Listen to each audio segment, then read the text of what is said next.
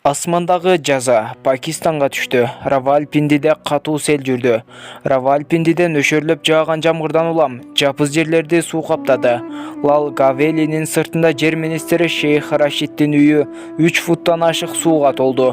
Айланадагы агынтуу суулар да сырттан келет. Унаалар жана мотоциклдердин баары суунун алдында калды. Равалпинди 1 саатка созулган нөшөрлүү жамгырдын кесепетинен шаардын ичиндеги кичинекей суулар тазаланган жок жана көптөгөн жапыз жерлер суу астында калды. Ал арада Исламабадты кара булут каптады. Нөшөрлөгөн жамгыр шаардагы аба ырайын абдан жагымдуу кылды. Жамгырдан кийин Исламабадтын кызыл зонасынын пейзажы ачык айкын боло баштады.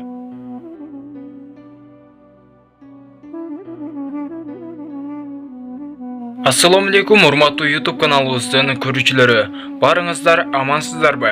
Адамдын жаманы болбойт дейт. Сиз өзүңүздү эгерде бирөөгө жамандык кыла турган болсоңуз да өзүңүздү туура деп эсептейсиз да, туурабы? Албетте, ушул сөздү эстен чыгарбаңыздар. Кимде ким ушундай нерселерге акарат келтирип, же болбосо апаттарга, кырсыктарга ушундай акарат келтиргендер болсо, албетте ал адамга да мындай кырсык башкача түрү менен жетип баруусу мүмкүн.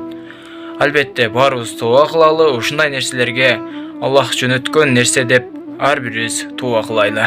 Видеого лайк басып, жана ушул видеоролик көпчүлүк адамдарга жетип баруусу үчүн, албетте аларга да сабак болуусу үчүн лайкыңызды аябаңыз.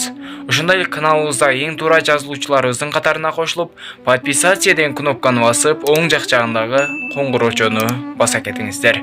Ал эми мен кыргыздардын, өзбекстандыктардын жана казакстандыктардын жалгыз блогеримин. Албетте мени колдогондор болсо лайк басып жана видеону таратып коесуздар деген үмүттөмүн. Азыр видеону көрүп, өз бааңызды комментарийге жазып кетиңиз.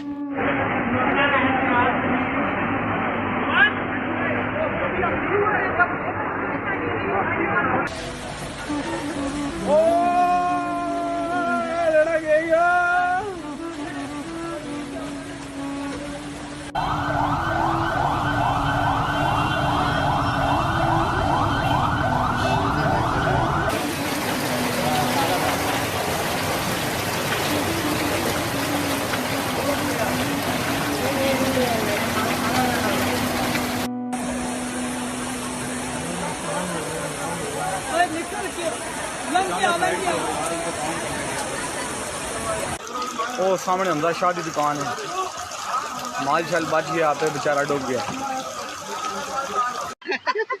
ये देखिए मोटरसाइकिल लम्बा पड़ा हुआ है यहाँ पे। ये देखिए ये हालात हैं हमारे मोती बाजार।